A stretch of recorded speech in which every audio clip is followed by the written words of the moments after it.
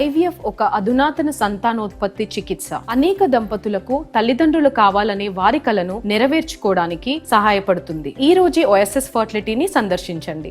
Drugs కట్టడికి budget లో అధిక ప్రాధాన్యత ఇచ్చింది తెలంగాణ ప్రభుత్వం.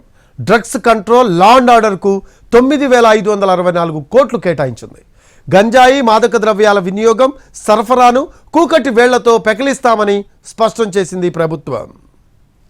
తెలంగాణలో డ్రగ్స్ కట్టడిపై ఫోకస్ పెట్టిన కాంగ్రెస్ ప్రభుత్వం అందుకు బడ్జెట్లోనూ భారీగా నిధులు కేటాయించింది. హైదరాబాద్ సహా తెలంగాణ వ్యాప్తంగా చెలరేగిపోతున్న గంజాయి, మాదక ద్రవ్యాల వినియోగాన్ని, సరఫరాను కంట్రోల్ చేసేందుకు బడ్జెట్లో ఫండ్స్ ఇచ్చింది.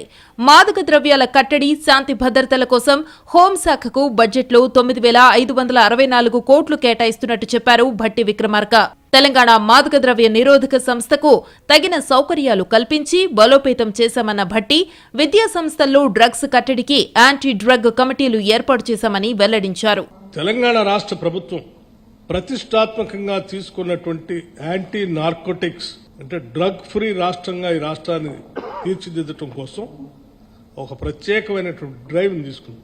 అడిషనల్ డీజీ స్థాయి అధికారులు నియమించి ఒక పెద్ద వ్యవస్థను ఏర్పాటు చేసి డ్రగ్స్ వ్యతిరేకంగా కఠినమైన నిర్ణయాలు తీసుకునేటట్టుగా ఒక కార్యాచరణ ప్రణాళిక తీసుకొని ముందుకు పోతా ఉన్నాం. దాంతోపాటు సైబర్ క్రైమ్స్ సంబంధించి కూడా సామాన్య ప్రజలు చాలా ఇబ్బంది పడుతూ ఉన్నారు. ఈ సైబర్ క్రైమ్స్ నుంచి కూడా, ఈ డ్రగ్స్ నుంచి కూడా రాష్ట్రాన్ని కాపాడాలనే ఉద్దేశంతో ముందుకు తీసుకొని పోతున్నటువంటి ఈ ప్రక్రియలో రెండు రాష్ట్రాలు కూడా కలిసి ఒక కోఆర్డినేషన్ కమిటీ ద్వారా చేయగలిగితే ఇంకా పకడ్బందీగా వీటిని నియంత్రించడానికి అవకాశం ఉంటుంది. కాబట్టి అంటే రవాణా అనేది దొరుకుతున్నటువంటి డ్రగ్స్ రకరకాల బోర్డర్స్ నుంచి వస్తూ ఉన్నాయి. కాబట్టి వీటిని నియంత్రించడానికి అడిషనల్ డీజీ స్థాయిలో యాంటీ నార్కోటిక్స్ బ్యూరో స్థాయిలో ఎవరినైతే చీఫ్గా మనం నియమించామో ఆ అధికారి స్థాయిలో ఇక్కడి నుంచి అదే స్థాయిలో ఉన్నటువంటి ఆ రాష్ట్రం నుంచి ఉన్న అధికారితో ఇద్దరు కోఆర్డినేషన్తో ఈ అంశాలపైన పెద్ద ఎత్తున యుద్ధం చేసి ఈ ప్రమాదం నుంచి, మహమ్మారి నుంచి రెండు రాష్ట్రాలని కాపాడుకోవడం కోసం ముందుకు పోవాలని ఒక విధానపరమైన నిర్ణయం కూడా చేయడం జరిగింది.